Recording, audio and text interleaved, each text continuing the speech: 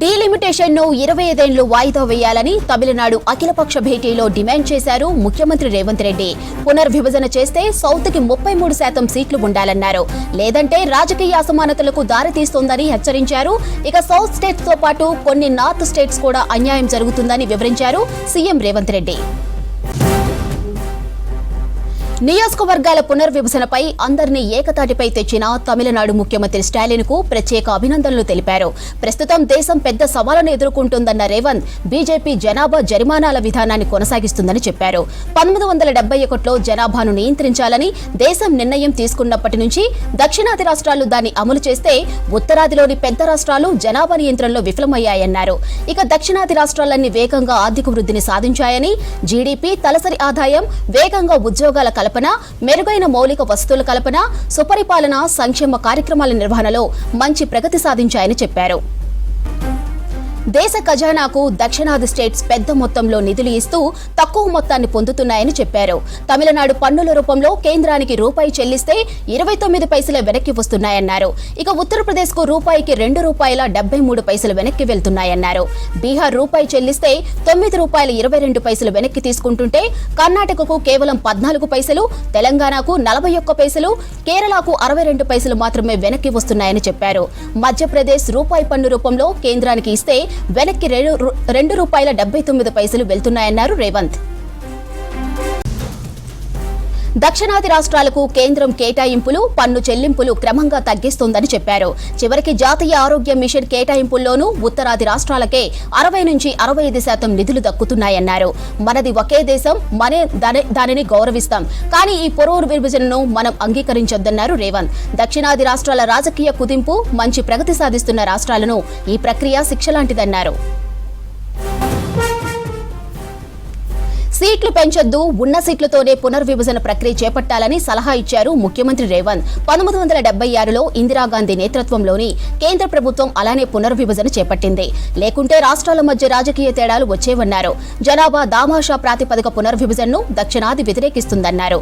ఇక బీజేపీ ప్రతిపాదిస్తున్న జనాభా దామాషా పద్ధతిలో పునర్విభజన చేపడితే దక్షిణాది రాష్ట్రాలు రాజకీయ గలం కోల్పోతాయని చెప్పారు.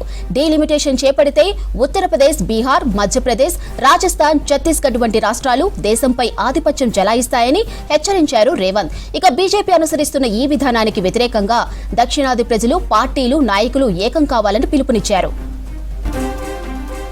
ప్రొరేటా విధానం కూడా దక్షిణాదికి నష్టమే కలిగిస్తుందన్నారు సీఎం. ప్రొరేటా ప్రక్రియ కూడా రాజకీయ అంతరాలను పెంచుతుందన్నారు. ప్రొరేటా విధానాన్ని పాటిస్తే సీట్ల మధ్య తేడా కేంద్ర ప్రభుత్వ ఏర్పాటును నిర్ణయిస్తుందన్నారు. ఒక్క సీటుతో కేంద్ర ప్రభుత్వం పడిపోయిన చరిత్ర మన దేశంలో ఉంది. కాబట్టి ప్రొరేటా విధానం కూడా దక్షిణాది రాజకీయ ప్రయోజనాలకు భంగం కలిగిస్తుందన్నారు రేవంత్. మరో 25 ఏళ్ల పాటు లోక్సభ సీట్లలో ఎటువంటి మార్పు తీసుకురావద్దని డిమాండ్ చేశారు రేవంత్. సీట్ల సంఖ్యలో మార్పు లేకుండా పునర్విభజన ప్రక్రియ చేపట్టాలని చెప్పారు.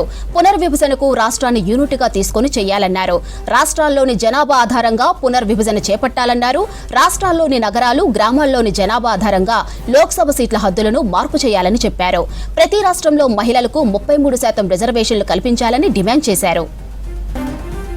జనాభా నియంత్రణకు సంబంధించి దక్షిణాది రాష్ట్రాలను శిక్షించే విధానానికి కేంద్రం స్వస్తి చెప్పాలన్నారు రేవంత్ రెడ్డి.